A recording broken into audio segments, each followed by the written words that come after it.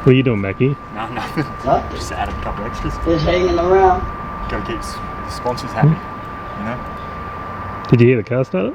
I heard I was in there. It went brum. It did, didn't it? About to fly like an eagle when you're squallering with turkeys. Welcome back to Street Race Solutions. This is big deal. This is our R33 GTR. If you haven't watched the previous two parts of us putting this car together, I'd suggest, a bit biased, but I suggest you go and watch them. You can kind of understand a bit of the madness that was involved in putting this car together. So a quick backstory, pretty much decided that we wanted to take a GTR down to the Queensland versus New South Wales rolls racing. Technically it's New South Wales versus Queensland, wasn't it? Because it was down there. Put this thing together in 3 weeks from a bare rolling shell, to the 1463 horsepower all-wheel drive billet block power glide car that it is at the moment. So obviously it's done. This is probably the first time you've seen it since, I don't think we actually even started it on the last video. So a lot has happened since then.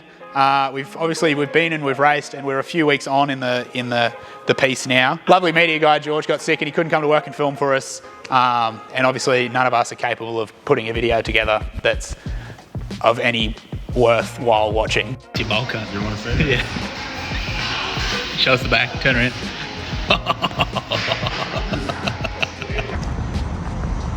You might have got one. I've got one. But we're back, George is back, hopefully he's staying back. Better not leave again, I'll smash him. Ah, it's Coley Dan. What do you want, Coley Dan?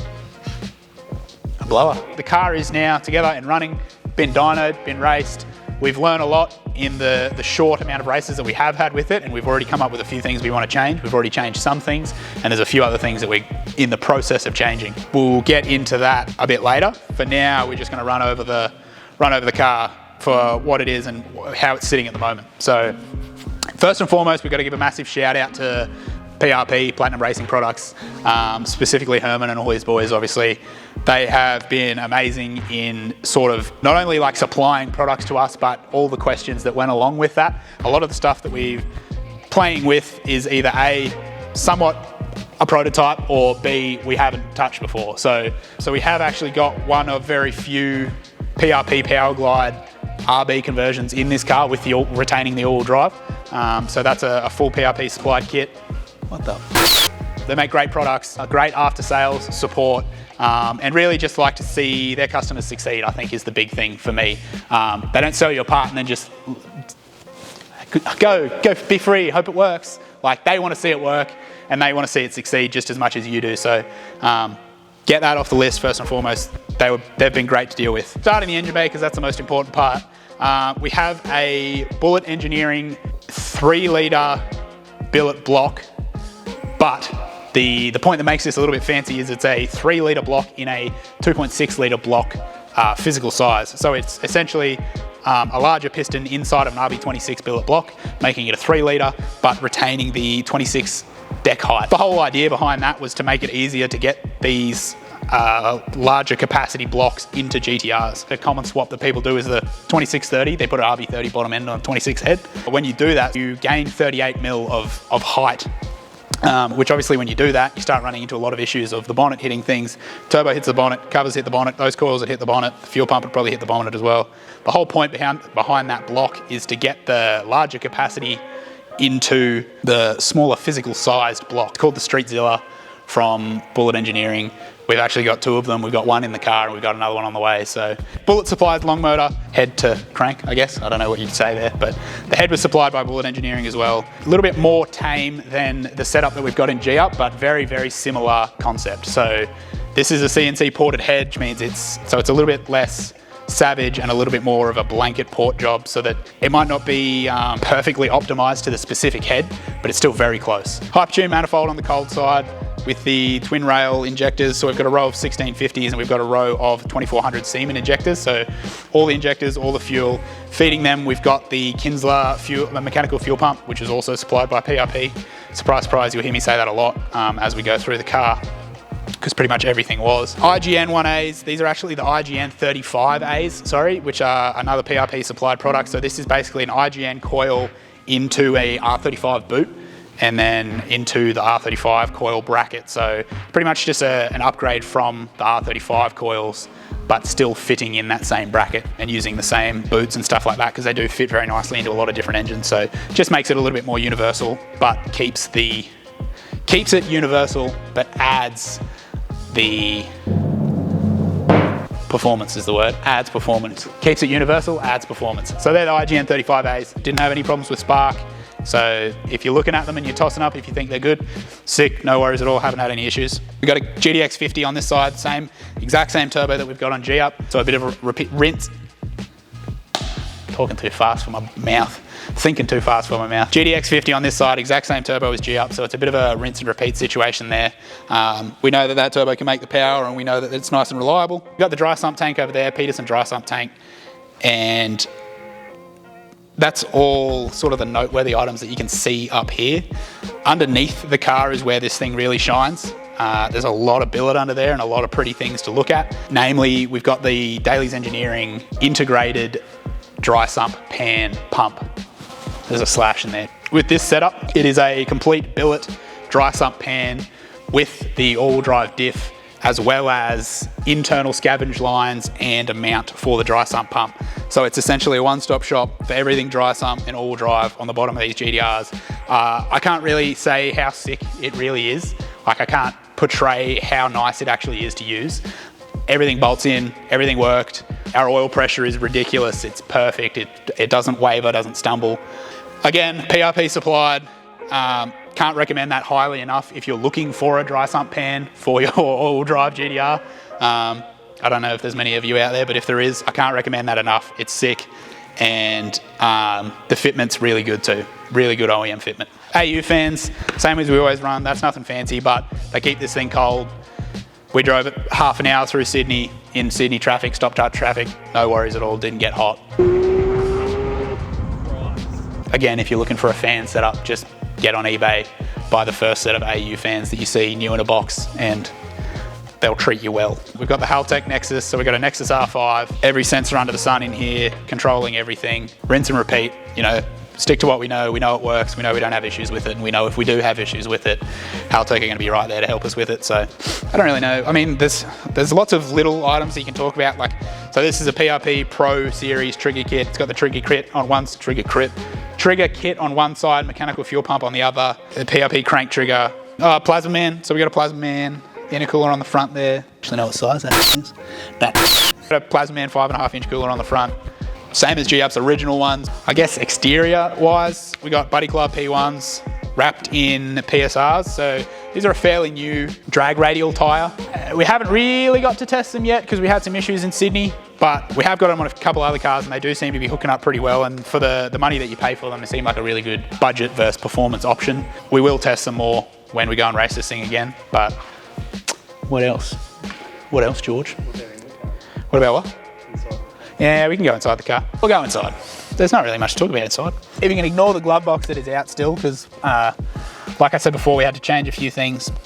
Interior, stock, relatively stock GTR seats. The rear interior, it's full interior back there, full interior up here. B&M Pro Ratchet stealth shifter, keypad, dash. Other than that, there's not much going on in here. There's no roll cage. True street. True street, yeah. How straightable is it? It's really good. Yeah? Yeah. It's beautiful, nice and quiet, you know. Drive straight, automatic. What? It's not it's not noisy on takeoff. It's really quite good.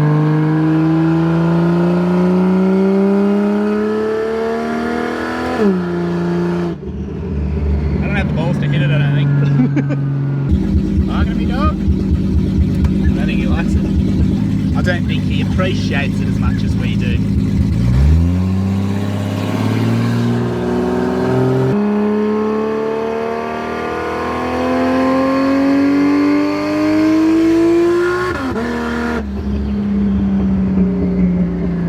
Takes so long. I think I peed a little. That wasn't even still nothing. It's got everything that you need. It's still very much a streetable interior. It's not too loud outside. It's still got full carpet. It's still got all the door panels, everything still works, all the electric windows, everything like that. So it's all still very nice to get in and drive. You don't feel like you're driving a race car, which is pretty important when you want to be able to drive something on the street. Otherwise, you get in it and you just feel like you know what I'm saying? You're freaking out. Go to the boot. I left it by the wing, you dumb dog. Boot, not much going on, fairly stock still, except for the NOS bottle and the surge tank. So with the mechanical fuel pump, a lot of people think that you have to run a surge tank in the front of the car. A couple of reasons we don't like doing that is, one, if it goes into a wall, you don't want a tank full of E85 hitting. Not that that is a train, yeah. Not that that's something that you ever want to happen, but for one, the front end is a high crash zone. 2, it looks ugly if you've got a surge tank up there. 3, there's not a whole lot of room left up there once you start fitting everything else into it. So yeah, last thing you saw, we were getting the car ready for Sydney, finished the car got together, we started it up, everything was sweet. We didn't actually really have any issues. We didn't have to revisit anything after the first start. It was all good. Had a couple issues with the gearbox. So we had to move the gearbox. Originally, the gearbox that we were going to use, we already had it built. It was ready for another car. Had the wrong tail housing on it, so had to change a bunch of gear sets around, change tail housings, different spaces. There was a lot of stuff going into that. And so on that note, I'd like to give a huge thanks out to Michael O'Reilly. Really? No, O'Reilly. He's a local transmission guy. He's done a few gearboxes for us now, and he sort of really came through and helped us when we had those issues arise. First of all, he got the gearbox torn apart, figured out what we needed, got it ordered, and got the gearbox back together for us in a time period that suited our deadline. So he really came through. MOR Transmissions, if you're in Toowoomba or local to Toowoomba, go see him, get your gearbox done. He's really good. And I mean, he put that gearbox together for us and it's held 1400 horsepower. So huge shout out to him, because I am not an automatic gearbox guy. I don't know anything about them. They're magic. Fluid goes in, fluid most of the time comes out onto the floor, but it didn't this time, so that's really good. With all that done, it was pretty much ready to put on the dyno, so brought it over to where we are now, into the dyno, backed it into there, straight through that trailer. If you imagine where that trailer is, we went straight through there, into that hole back there, and then bolted up those 4 square things to it. So put it on the mainline dyno, on the all-wheel drive hub dyno, and started tuning it up. This thing ended up rolling off the dyno at 1463 at 61 pound.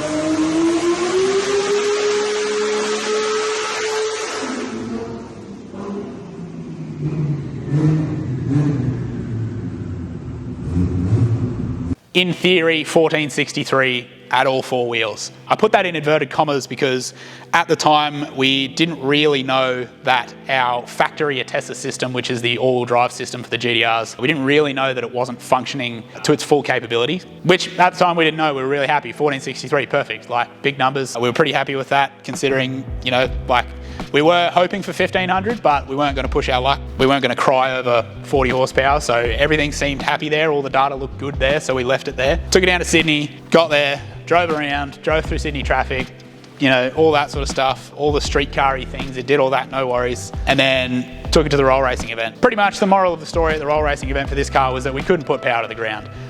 We let Andy take it out at full kill mode, 1460 or whatever it made down there. It probably made a couple extra pound of boost down there, so let him take it out, and one of 2 things happened. So the first thing is the converter that we've got in this car is too tight, and with the big turbo it can't get through the converter enough to spool the turbo. Even though we've got the nitrous as a spool aid, it's just not enough to be super competitive off the line down there with a converter that's as tight as this one is. And the second thing is, once we did get through that converter, we couldn't put the power to the ground. It just lit the front straight. And then Andy got in trouble and he got told that he's not allowed to light the front straight. So if you took the plates off, it looked like G-up going down the front straight, basically. That was sort of the first indicator to us that maybe the all-wheel drive wasn't working exactly as it should be. Eventually, the last pass that we sort of thought had a bit of a strategy figured out to get some power down. By the time we got through the converter, and we did actually get the power down, and the car looked fast, it was too late. We were too slow off the start, and we lost the first round of eliminations. So it was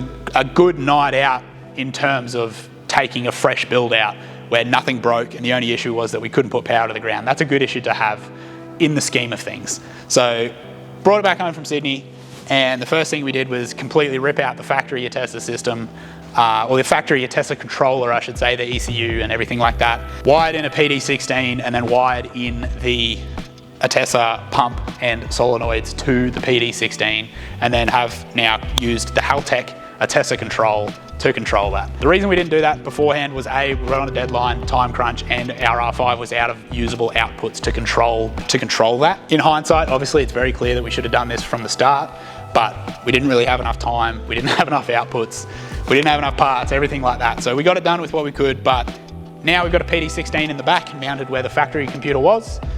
We've got that entire system wired to the PD16, and we've got full control over how much pressure is applied to the fronts. With the four-wheel drive working as it should, that helps us put the power to the ground.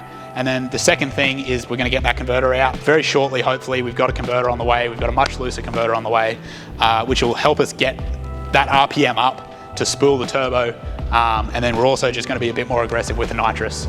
We've got the best of the best inside of that engine. If this engine can't take nitrous, then pretty much nothing can. So, but if we've got to be more aggressive with it to be more competitive, then that's what we're going to do. So I think that's a fairly inclusive rundown. I know I missed a lot of things, but they're the sort of big ticket items. Probably also missed a few people that we should have thanked that helped us. There was a lot of people in the background helping us get parts and run parts and pick parts up and get fuel. And Dyno, Profix Investments painted it for us in our favourite colour.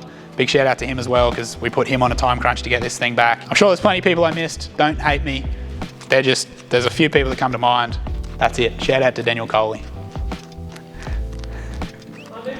But yeah, thanks for watching. If you've got any questions, if there's something specific that I missed that you want to know, put it in the comments. We'll get back to you. There's just a lot.